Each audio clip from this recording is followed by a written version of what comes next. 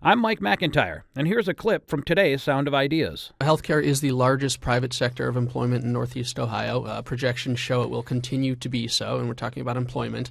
It's essential to everything we do here, but beyond just the footprint of healthcare and hospitals, you have to think about the biomedical aspect of it, which is taking sort of the institutional knowledge and the commercialization coming out of the clinic, coming out of case, coming out of UH, and really combining that with our legacy of manufacturing, the fact that we know how to make things here.